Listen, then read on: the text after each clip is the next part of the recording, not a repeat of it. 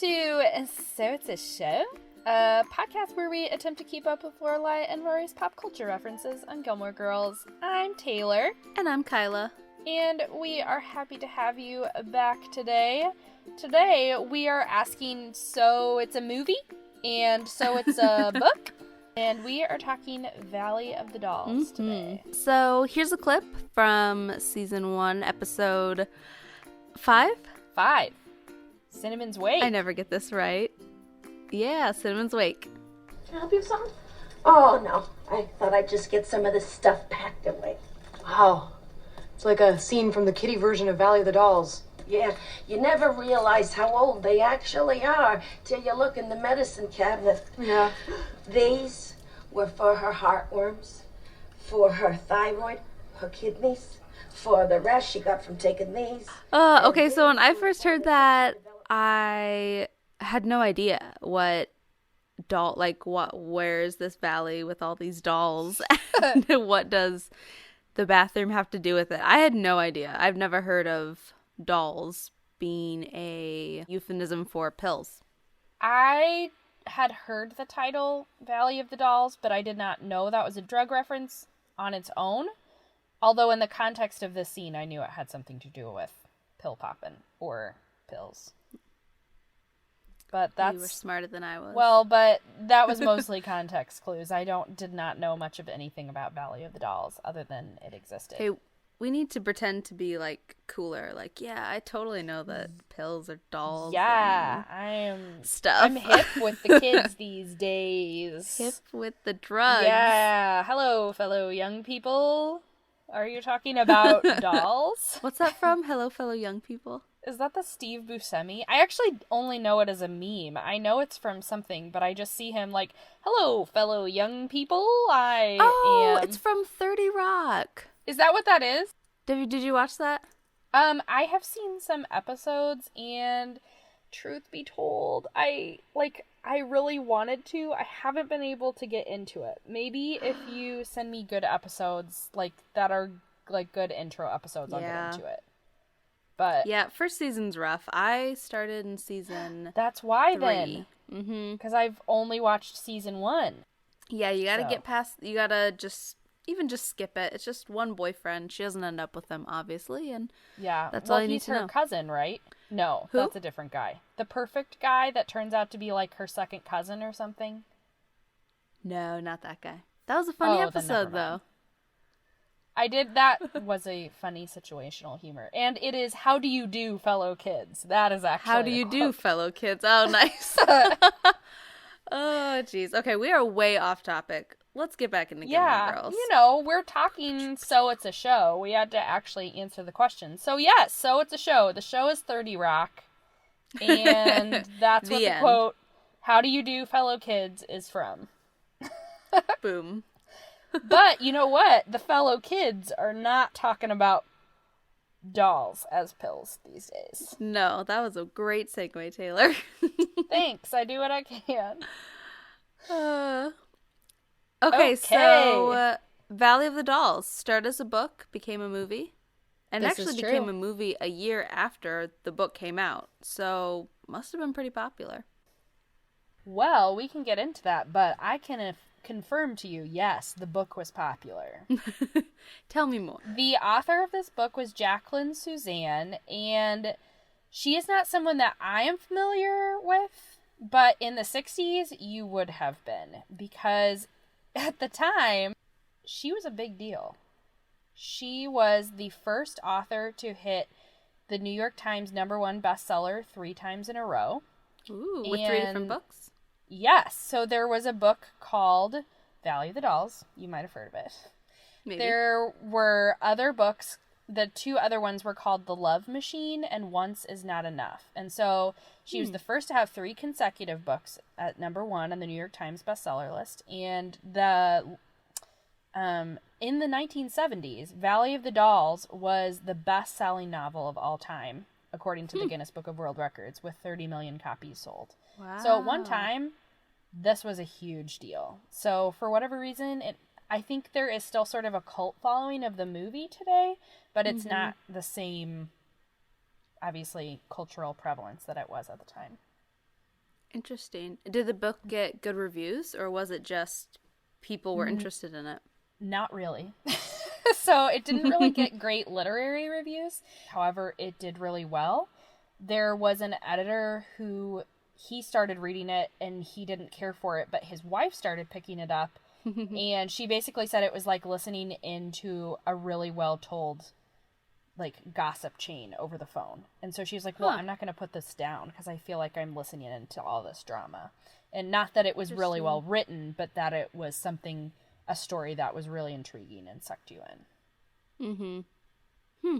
Interesting. And also Jacqueline Suzanne, she was very interesting to me. We'll talk more about this as we go, but a lot of the book Valley of the Dolls was inspired by an autobiographical experience. So there were quite a few characters based off of people in her life, some of whom you have heard of, like Judy Garland and Ethel Merman.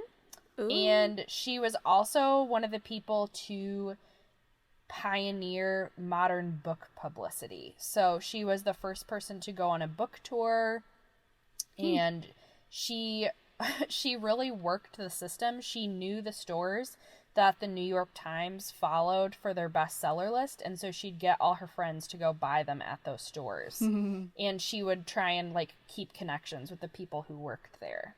So interesting. Wow, she was about as cunning as some of these people who are in the book/movie. Yeah, so she was, I mean, and she had been in showbiz. She and her husband had worked in radio and TV, and she had done a bunch of like spokesperson stuff and selling on TV, so she was aware of what to do. Interesting. Yes. Well, we watched the movie, which I did not read the book, although I don't even know how long it was, but it feels like it would be long with how much was in the movie. Oh, for Especially sure. since the book took place over a couple decades, right? Whereas the movie was just a few years. Yeah, I think they compressed it in the movie. And so last night I was doing some reading. This Vanity Fair piece that was published in 2000 was all about Jacqueline Suzanne and Valley of the Dolls. And it took me about 45 minutes to read it because there was so much information in there. It's like and half the movie. I know, I was trying to absorb all of it, but it sounds like they actually cut out quite a bit of stuff, including some of the edgier stuff from the book. So if you thought the movie was a little, well, it's definitely not family friendly, but they cut some of that out from the book. Oh, yeah, I read a little bit about that, which the movie was pretty edgy itself as far as content and visuals, because there was full frontal and from behind, I think. I don't remember. So I have to be honest with you. I saw where that scene was going. Are you talking about the French art film, you might say? The nudies. Nudies! Yes. Because did they say that enough times? And about how it wasn't really an art film? I love that. But yeah, that one I saw where that scene was going, and I was like, I'm just gonna skip ahead a minute or two, and I think I'm glad I did. Yeah, I mean, it was just visuals and the camera moving around two nude people's bodies, but mostly covered by each other. But we're getting ahead of ourselves, so let's talk a little bit about what this movie is about. Yes. We need to do a little bit of plot, because there was quite a bit of plot. Yeah, we'll break it down into the three main plots with the three main couples, really, or individuals. So it's all about Hollywood. They're in New York, actually, but I say Hollywood because they're just in the showbiz. Well, and I think later in the movie they might be out in Hollywood too. Yeah, right? They all end up in California together. Yes. So it's just a few people who start out, they're small timers, and then make it big. So the first woman we see is Ann Wells, played by Barbara Parkins, which you may know from Peyton Place, the TV series. Yes. Which we know you know about Peyton Place now. Yep. And Love if you that. don't, go back and listen a couple episodes ago. Yep, and I'm sure We're you've glad to watched have ya. all the TV shows and then the movie and everything because they're so great. So that stood out to me. But Ann Wells, she was a pretty good girl, came from a small town that actually I saw written about. That it was just her small town was described as a Peyton place, which Yes. there again it comes up everywhere. Now that we know these pop culture references, we're picking up on them everywhere else. Well, cool. and I don't think you and I read all of the same research either, and I saw several places refer to it as a Peyton Place-like small town. Yep.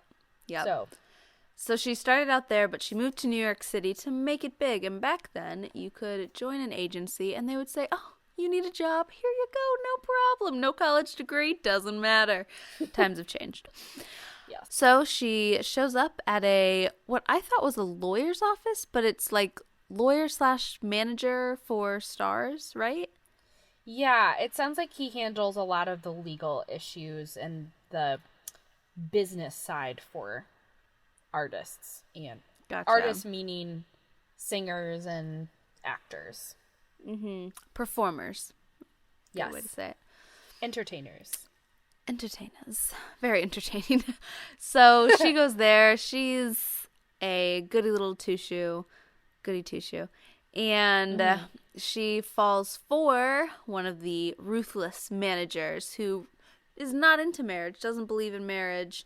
But she kind of holds out for it the whole time until the end, calling it off when he was unfaithful. And when he proposed to her, she said, "No, thank you." And then she dramatically walked off into the woods, leaving him And at held her a house stick. and held a stick. Yes, walking through the woods holding a stick. Yes, that was the ending of the movie. But in between, she became the spokeswoman for, what were they called? I think she was the Gillian girl. Gillian Girl, which after I finished the movie, I was like, wait, she was the Gilmore Girl? How did I miss that? And then I realized, no, it was not Gilmore, it was Gillian. No, but the guy who recruited her for that job, his last name was Gilmore. That's why I thought it. Yes, Yeah. because her ex-boyfriend, on again, off again manager boyfriend asked her if she was really going to marry Mr. Gilmore. That's why I thought it. Yeah, So it totally could have been the Gilmore Girl. She was almost, her last name was Although- almost Gilmore. Oh my it's gosh. true. Although I did look at the credits and it's actually spelled Gilmore like Gill more. Gil. So, almost. We'll ignore that. Almost a Gilmore Girl. That would have been pretty cool. So that was her story. And then there's Jennifer North, played by Sharon Tate. And she actually won a Golden Globe Award for Most Promising Newcomer for the movie. Oh. Which was an interesting contrast with her character in the movie because she's called by her mother and she says it herself many times that she has no talent. She only has a body. So she uses that to make her money.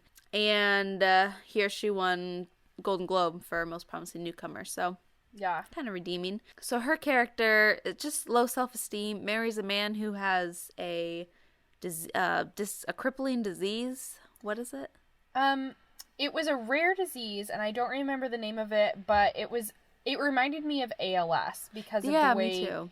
his body would degenerate and he would lose control of his motor capabilities. But it was a real romance between the two of them too. It was genuine. Yes, which I really loved because he didn't just want her for her body. I think he loved her sweetness. He certainly noticed her beauty first, as he sang to Yes. her. At a nightclub. But in the nightclub, come live with me. Oh, Live I for a like that day. song. I liked all the music in here, really. I liked it. In the end, she kills herself with sleeping pills, which are called dolls. Yes. We figured out. And Well, and she's the one who, so after her husband, he suffers from this disease, they have to put him in an institution for Right. around the clock care. And to try and support him in that private institution, she decides, with actually the advice of her sister-in-law, because weird. it's really weird, because she has no talent but has a body. That's how she decides to get into the French art films, aka what is Nudies. it? Yes, you say it better than I do. Nudies.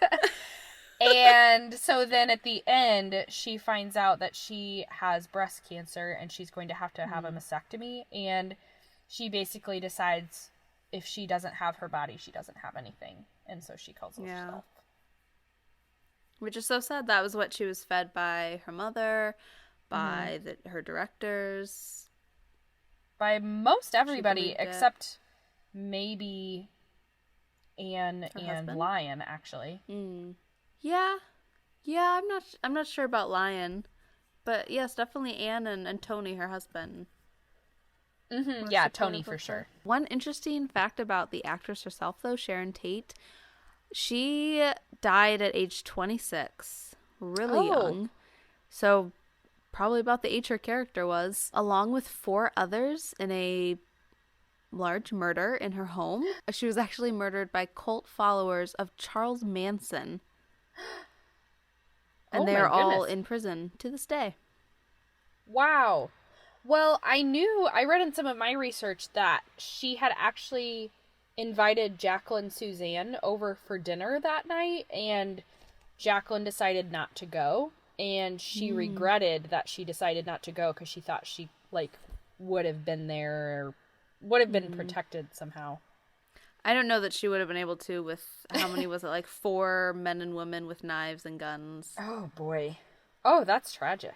Yeah, and she was 8.5 months pregnant at the time. Oh, that's so sad. Yeah, sorry to be a downer. So, anyways, that's Jennifer North / Sharon Tate. Moving along. Well, and funny you say downer, because we're about to talk about Neely O'Hara, who was on tons of uppers and downers this whole movie. Up and down and all around. So I think she was the main character, really, because Jennifer's story was kind of just an addition to the plot, and Anne kind of supported everyone's plot lines, I thought. But she was almost the frame story, like how it held people together. Yes, that's true. So Neely O'Hara was played by Patty Duke. You might know Patty Duke from playing Helen Keller at age 16, and then 20 years later playing Anne Sullivan in a remake of that same movie, The Miracle Worker. So she got to play both roles. Cool. Kind of interesting. And then she had the Patty Duke Show, named after her, where she played identical cousins, which they're not twins. They are cousins. And they are identical somehow. So it's kind of like sister, but What's that? cousins. Yeah. Yeah. It's Okay. Just, Okay. Or the Parent Trap. But they don't have the parents, it's just cousins. But cousins. Okay. So I watched an episode and it was goofy. It reminded me of the Brady Bunch, just kind of family dynamics. And in the episode I watched, she misheard her parents and she thought that she was in high school and she thought that her parents were marrying her off, but it was her cousin they were talking about, not her. And her boyfriend comes over and he has a really weird voice. Okay. And listen to this guy's voice. Speaking of, because Patty Duke's voice, I love her gruff voice. That's how she's talked in real life, and that's how Neely talked in the movie. I love it, and his voice is much stranger. Serious about getting married? What is it, a school play or something? No, it's real life. Patty, you've been watching too much television. You can't get married. You've got a C- in home economics. You see, you know I'm not ready. You've got a C- in home economics. Is his voice bizarre? Oh boy, he sounds like a keeper. Yeah, and I think she does keep him on for all 3 seasons. But producer Sidney Sheldon, he made this show especially for her in 1963 after she played Helen Keller. Guess she was a hit. She won an award for it. I forget which one. Maybe an Academy Award? It was big. Oh. She actually had bipolar disease, and she became a real advocate for education around mental illness later in life after she became open about it. But at the time, they did not know that she had bipolar disease, which I don't think they diagnosed many people with that. But the producer noticed that she kind of had 2 personalities, 2 very distinct personalities. And that's what inspired the show for him. and she played two cousins who were very different. Oh. So kind of like every Mary-Kate and Ashley movie. One is sporty and one is girly. Yeah, basically. So Kathy Except cousins. Except cousins, because that makes sense. Kathy was real prim and proper. She was Scottish, so she talked with an accent. And Patty, she was the fun and spunky one. Gotcha. So she was the main character, got in some trouble. But it just felt really wrong to me that he framed the whole show based on her disorder. But I suppose he didn't know it was a disorder. But that felt so weird. It was like forcing her to play her two different sides when I don't think that's what you're supposed to do. No, that doesn't sound healthy. Right. So yeah, so that was that show. But Patty Duke played Neely O'Hara, and she was a singer who was kept out of showbiz because of jealousy of Helen Lawson? Helen Lawson, who had been famous for a while. She finally broke out on her own and became a sensation. She was a singer. She was on TV. She was in the on movies. stage. She was in the movies. She was a huge box office draw. She was not in the nudies, though. No. No nudies. But really what happened was... I just love Sorry, that. just the way you say that cracks me up. Nudies. But she just let the fame get to her. Did not handle it. She was the main popper of the dolls. She called them her beautiful dolls, and she played that character. I just think she nailed it. She was very believable for me. I thought she was great. Now, granted, this whole movie is melodramatic on so many levels in some ways. It reminded me, I'm not a religious watcher of Shonda Rhimes shows like Scandal or How to Get Away with Murder, but I hear a lot about them, and so it reminded me of shows like that where it's like every week it's like, oh my gosh, huge dramatic something by the end of the episode. Mm-hmm. It's like every scene had a fight or...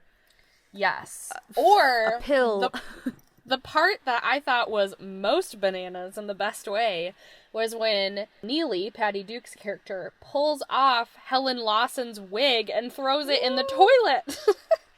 Yes. To get back at her.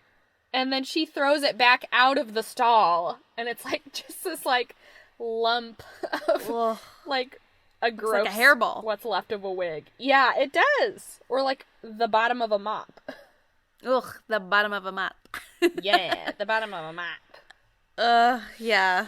Yeah, that I loved that, honestly. She was feisty as all get out. And in real life too. She was energetic. I mean, on the Patty Duke show, she was everywhere. Yeah. Which there's some backstory into reasoning for that.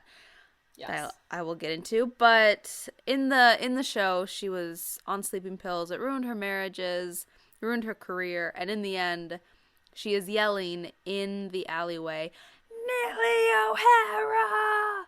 Which I will just play for you instead of yelling it over and over again. Neely. Neely O'Hara! So, to me, that was her trying to give her name meaning again. Because she had just obliterated her career from being drunk right before a theater performance, getting kicked off a movie for being on pills, and she just down the toilet. So her yelling out her name like that, to me, was her just trying to infuse some meaning to that again, that people would hear her name and want to see what she's a part of. Because at that point, she had just ruined it. Well, yeah, and this was supposed to be her big comeback because she got kicked off the movie set, but then Lion, who was her agent, and Anne got her to go to the institution to get cleaned up and get the drugs out of her system, and she gets totally cleaned up, but then she ends up dependent back on the pills again by the end of the movie. Yeah. Why did she do that? I mean, she had such an opportunity. Oh, Kyla, I wish you could have been with me when I was watching this movie, because the last 45 minutes of this movie, I lost count of how many times I shouted, "Don't take the pills!" Like, everybody in this movie I was like, "Don't take them! You've seen all these terrible things they do to everybody else. Don't you take them too, or don't take them again." And, it was frustrating. To me. And they're like pink. Were they pink or red? I thought red, but that's debatable. Yeah, they were just such a bright, like, appealing color. Yeah. And they were sleeping pills. I don't know if we said that, but sleeping pills. But then she also had uppers, but what they show you the most are the sleeping pills. Mm-hmm. The downers. Which her pill popping, for her, in real life, Patty Duke started at a young age. Patty Duke, her father was an alcoholic, mother suffered from clinical depression, and was prone to violence. So I think that's where Patty's mental history comes from. Yeah, I mean, it sounds like there's some of it might be inherited, but also it sounds like she was in an unstable home that would not contribute to mental health. Right. So she was turned over to 2 talent managers, which I don't know the whole story behind that, but it was John and Ethel Ross, and they were already promoting Patty's brother. So they were looking for a young girl to add to their little club of child actors. Isn't that nice? So they called upon Patty, and they always billed her 2 years younger than she actually was, padded up her resume, got her going, and gave her alcohol and prescription drugs. Which happens in the movie. Mm-hmm. When she's trying to make it big. And also her real name is actually Anna Marie. But the talent managers had her change it to Patty Duke because they wanted to duplicate the success of another tween actress, Patty McCormick.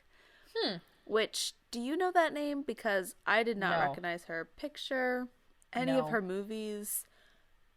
Patty Duke did better, that's for sure. But Patty McCormick actually played Helen Keller first a few years before in the Playhouse 90 production of The Miracle Worker. So lots of Helen Keller movies. Overlap. I didn't know. Also, did you know that Helen Keller was alive when there was like video and you can see video of her?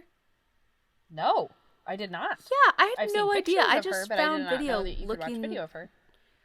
Yeah, I just found video of her speaking.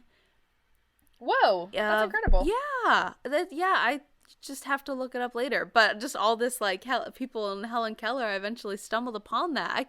I had no idea. Like, you hear about Helen Keller all your life, and at least I remember Helen Keller all my life. Yeah. So I have to look at those. And you guys will too. It's just interesting to me. Anyways, so her talent managers gave her pills and drugs, and Neely O'Hara, her talent managers, also gave her drugs, and you see her husband with her there in the beginning saying, like, don't take them, but she's like, it's just one, no big deal. And then it just builds and builds. So, I mean, sleeping pills is not a new thing to Hollywood. Heath Ledger, that was part of his pill cocktail that he had during his overdose. Carrie Fisher from Star Wars, she had an accidental overdose, including sleeping pills that she lived through. I was going to say, I didn't think that's how she died. You almost scared me for a moment. I was like, that's not how she died.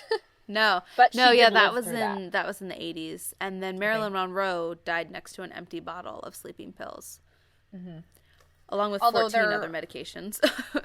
Yes, although there are all sorts of crazy theories about how it was a Kennedy assassination attempt and they were trying to cover up stuff. Oof. So many other things come up in this. So pills in Hollywood are not new, and I thought it was important to point out that it's not just Hollywood actors taking these on their own. It's being given to them by talent managers. So it happened with Patty Duke in real life and her character Neely O'Hara, and even with Judy Garland, who was supposed to play Helen Lawson. Originally, she was cast but then fired because of being drunk on set. And Judy Garland is also supposedly the inspiration for Neely's character. Which Patty Duke said in an interview that she was not supposed to say. No one was supposed to say, even though everyone knew that it was based on Judy Garland.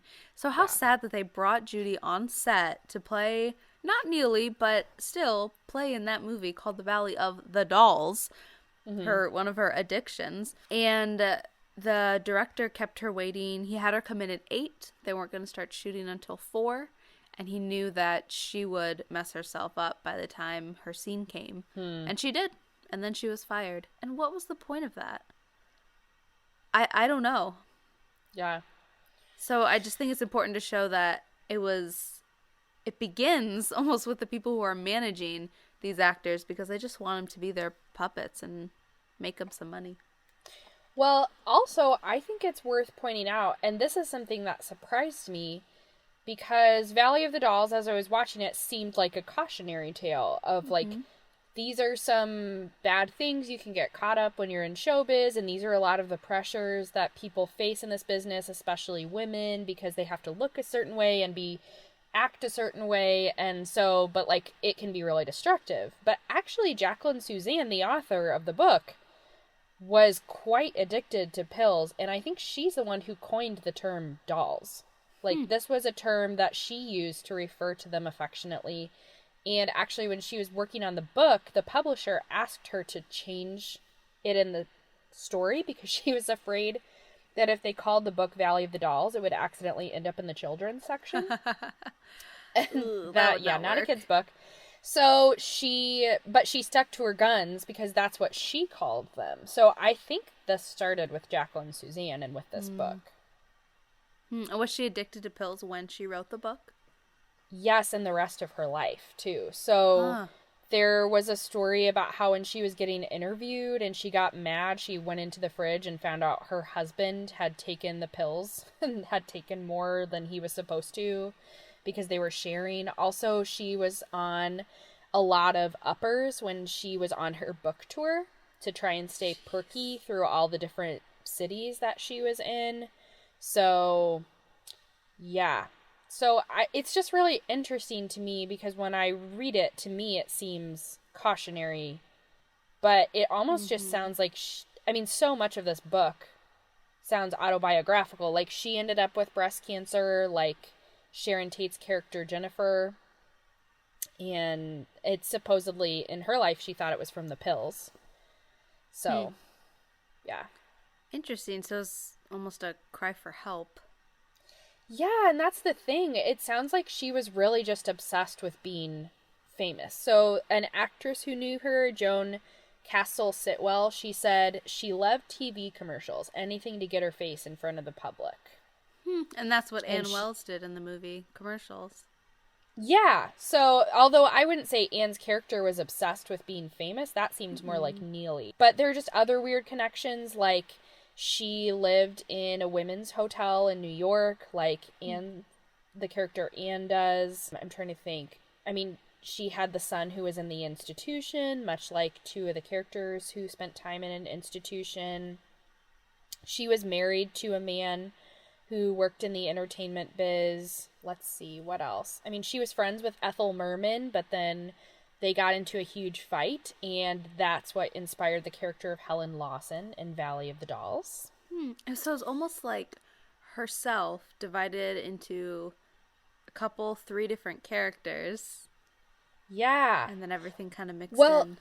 Okay, so this was really interesting, too. So despite, like, when I hear stuff like that, she sounds like a dysfunctional person to me, but she actually worked very hard on her writing. So when she first found out she had breast cancer, I found 2 different stories. There was one that said she, like, pleaded with God for 10 years. And then there was another article I read that said she heard God tell her she had 10 years. So whatever happened, she had some sort of spiritual encounter. She tried Catholicism for a while. She grew up Jewish.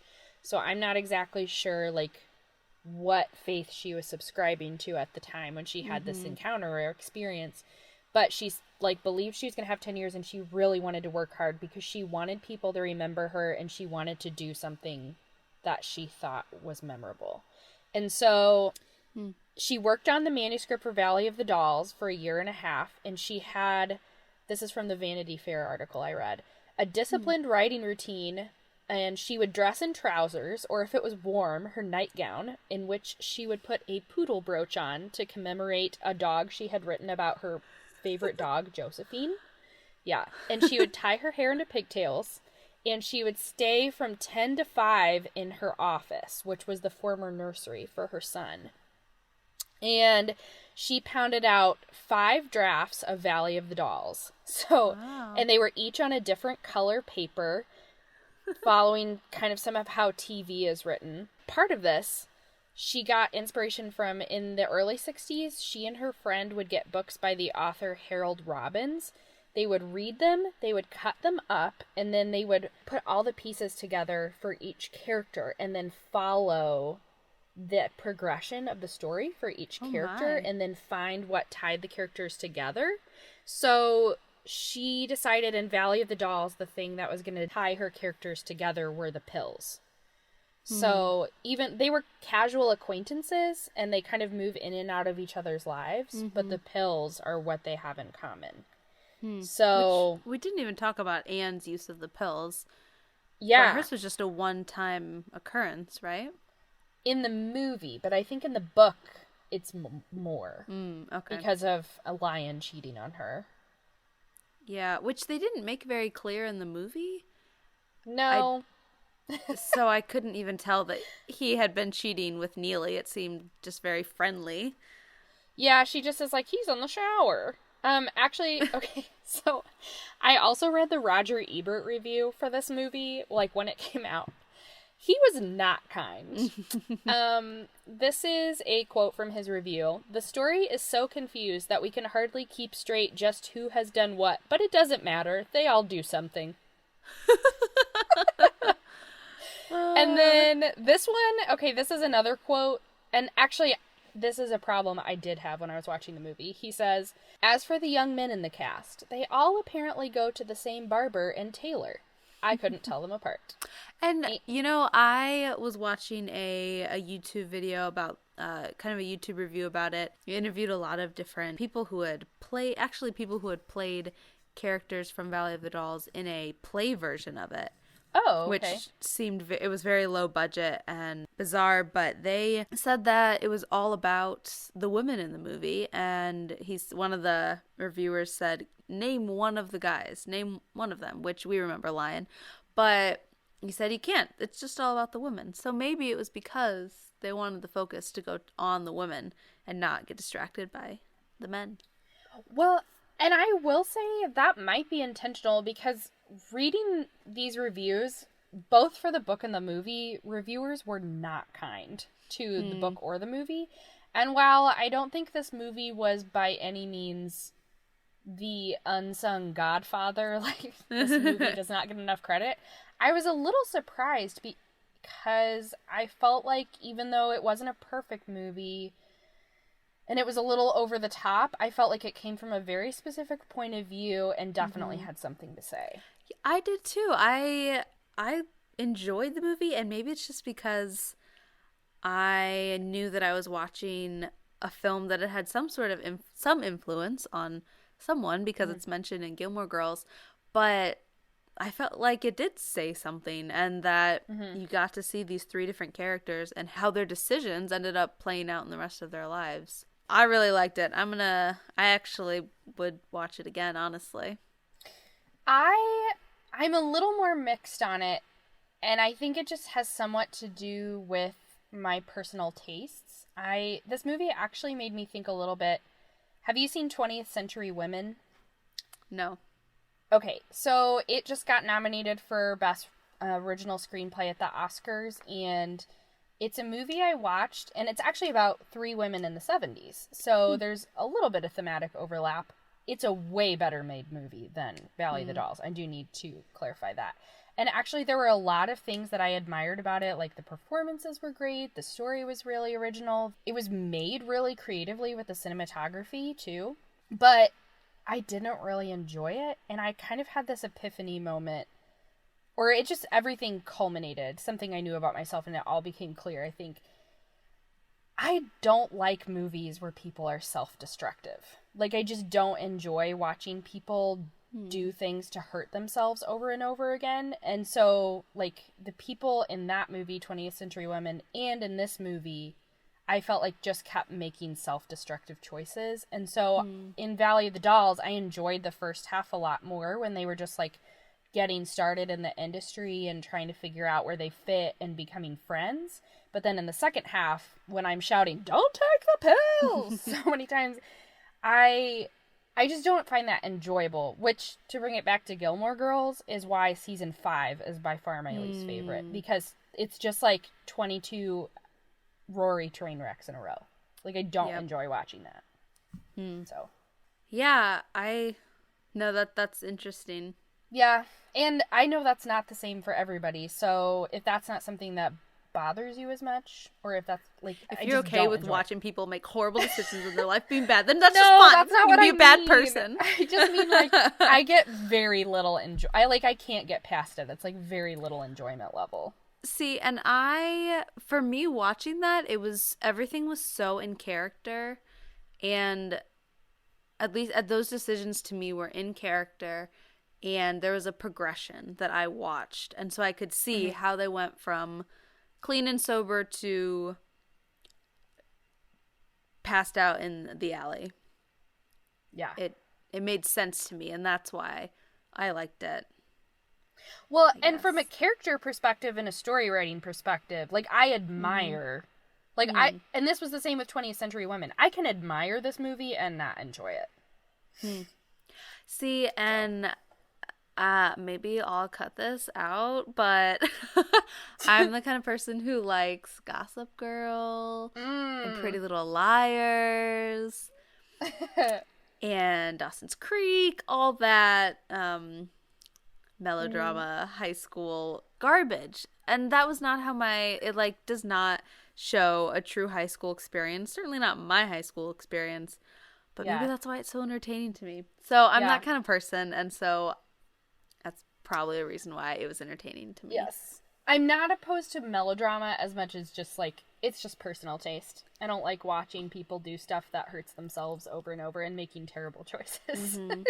But melodrama, I can live with heightened reality a little bit. I can enjoy that. Maybe not quite Riverdale, though. Not really our taste.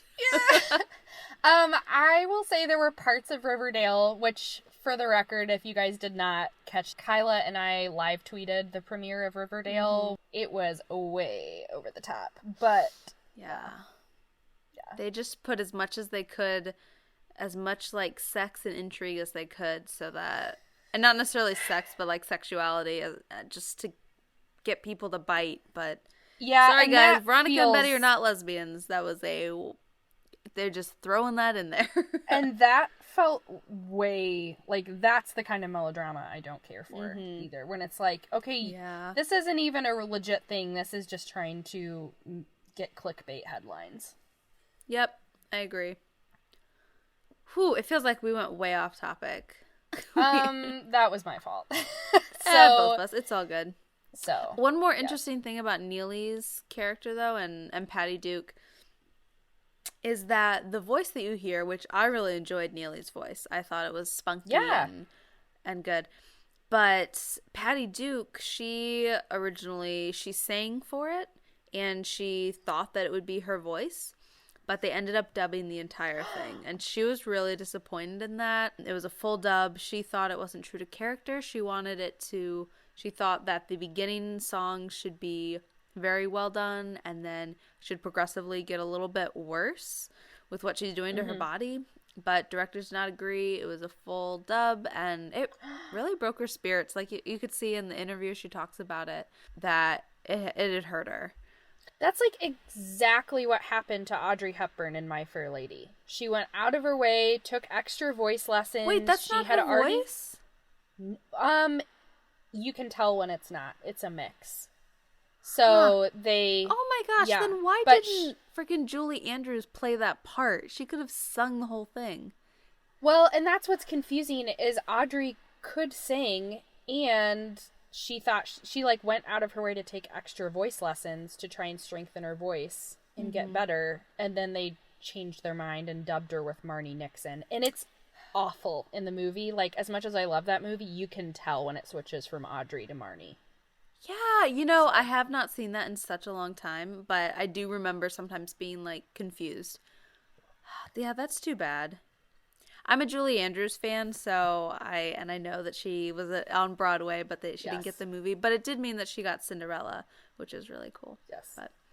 Or The Sound of Music, I forget. Anyways, but so they dubbed it, and I want to play her real voice and then her dubbed voice just to hear the difference. So it's the same song. It's Impossible, which is the first song that you get to hear Neely sing in entirety. Thank you very much.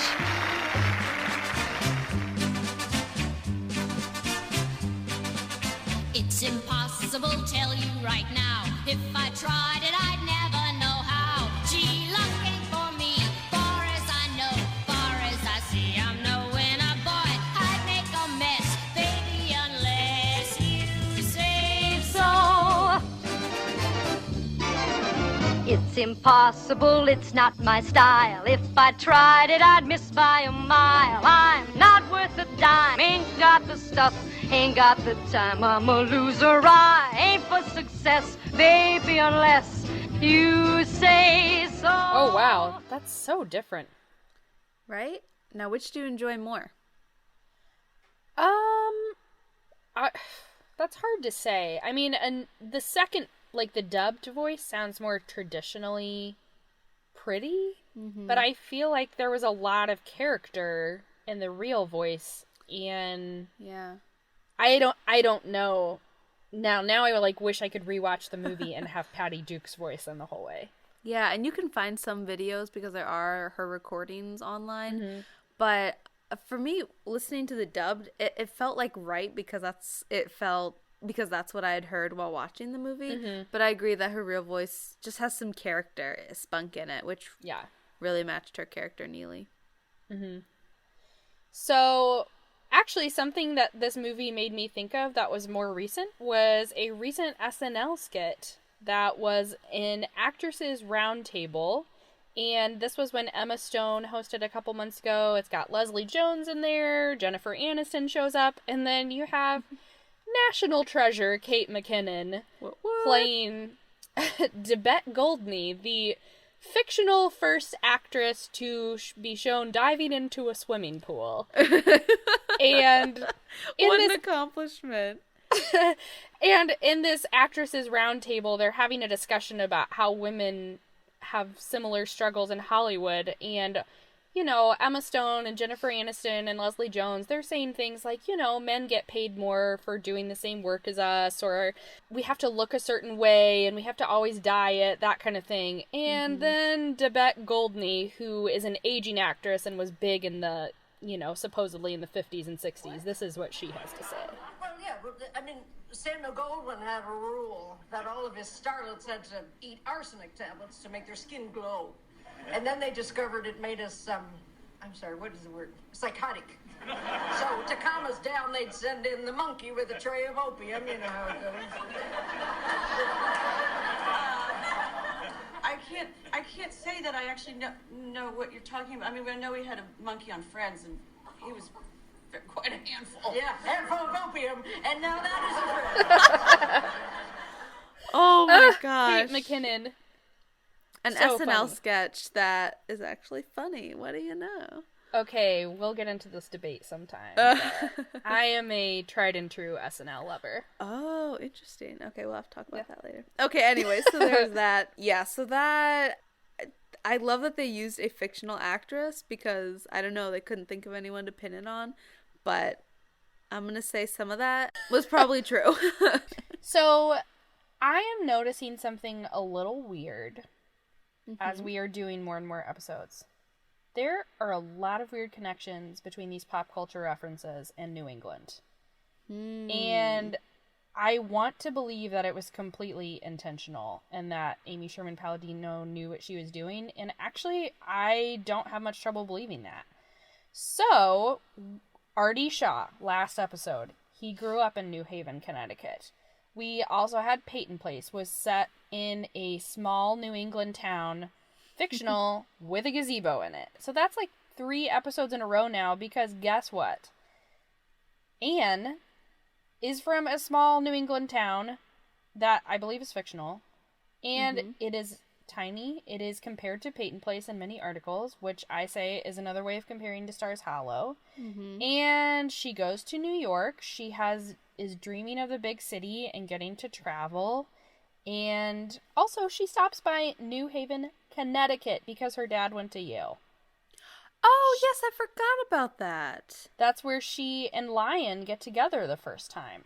Yes. And holy cow, who does this remind you of? Rory. Yes, it does. So Rory totally was reminding me of Rory, and several of her story arcs too. So she starts in a small town. She's dreaming of traveling and going to bigger places. She does end up in New York for a while. But then at the end of the movie, Anne ends up back in her town, and that's where she belongs. And at the beginning of the movie, her boyfriend's, who obviously doesn't stick around, but her boyfriend says something like, you're going to come right back. You're going to realize you missed this place. And of course she doesn't come right back, but she realizes this is where she belongs. And you and I were a little, it was a little debatable in our conversation, but it seemed like maybe the implication of A Year in the Life was that Rory belongs in Stars Hollow. Maybe. Yeah. And also, her relationship with Lion reminded me a lot of Rory's relationship with Logan. In the beginning, she wants his affection, but they really only have a physical relationship because he doesn't want to commit and he doesn't believe in steady relationships. And then over time, he eventually does want to commit and he proposes.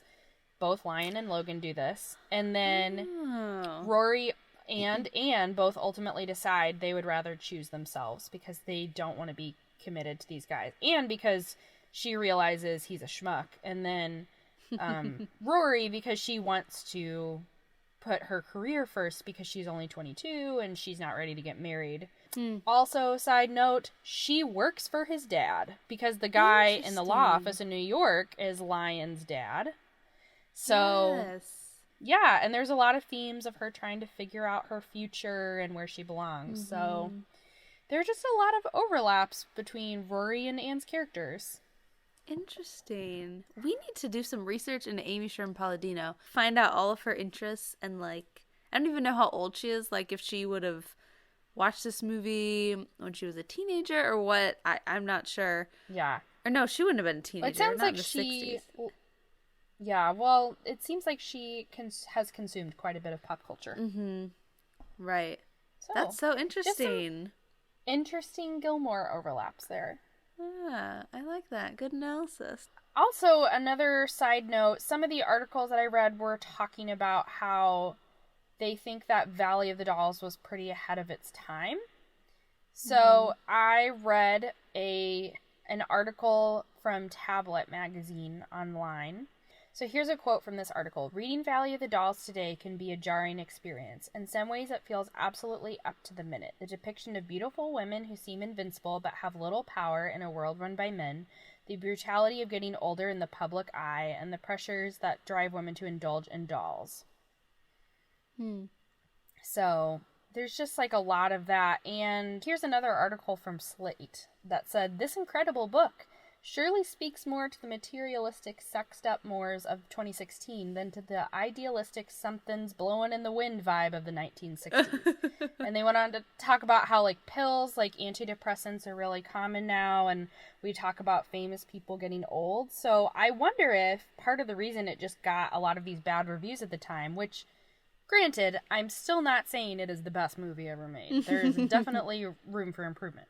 That said, I wonder if it would be received really differently today, because we talk about famous people, and I feel like if it were made today, we'd have something like Anne, who's a model, would be somebody like Karlie Kloss or Gigi Hadid, somebody who gets a cult of personality because they have, done a lot of runway shows. And I feel like Jennifer would almost be someone like Kim Kardashian, someone who's really known for her body and just being famous for being famous and not because she has talent necessarily. I do think Kim Kardashian has a talent for business and for knowing how to get to people talk about her, but not like Apparently. she's not known for artistic talent. And then someone like Neely almost reminds me of someone like a child star like Amanda Bynes, who starts out young and then can't handle the pressures as she gets older, or almost starts in a small place like she's a YouTube sensation or she was an American Idol contestant, and then when she hits it big, she can't handle it. So yeah, I just wonder if, like, its musings on fame, I think, might be received differently today. Yeah. Yeah, I think that, I guess I'm not a part of drug culture or, fame culture, so I don't know the happenings of the inside of that, if pills are widely used, but certainly, Heath Ledger, people recently have died from overdoses of drugs of various kinds, sleeping pills and others. So it hasn't gone away. It's definitely, it's there. Yeah. Well, kind of a deep note to end on. Pill popping, it exists today. Dare to be above drugs. Don't do drugs. No.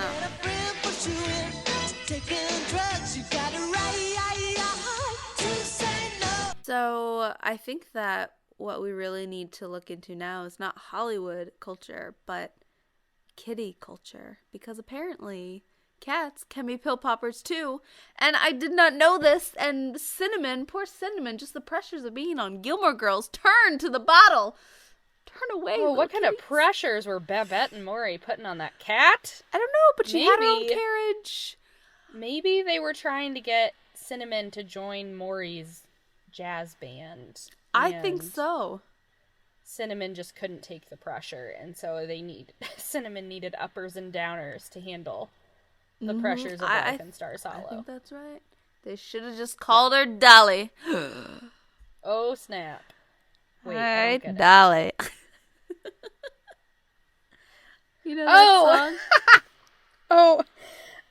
I was like thinking of Hello Dolly, and I was like, no. No. Babette calls people doll. Maybe we should be concerned about that. Oh my gosh. Babette is on uppers, though, because she is uppity. Yes. Oh, she's got that great voice. Yeah, she does. Okay, so, there's me not taking this seriously. My bad. I was a little sad there were no cats in the movie Valley of the Dolls. No kitties. But maybe that was for the best. Yeah. The kitties are better off, for sure. Without the pills. Yes. Alright, I think that was a good analysis. Boom. Boom, we did it. We analyzed stuff.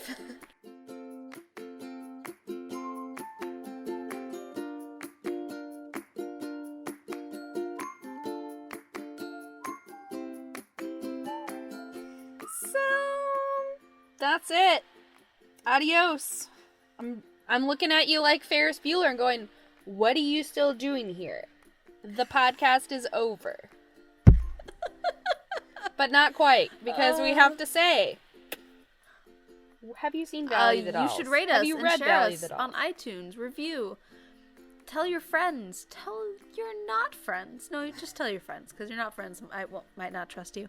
Yes. You can find us on Twitter at So It's a Show, and on iTunes and Stitcher and Google Play and anywhere you get your podcasts.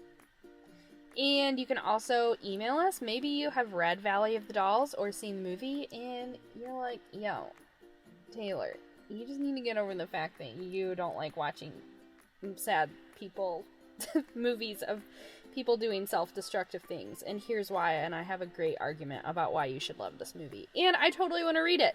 If you email us at soitsashow@gmail.com, I would love to read that.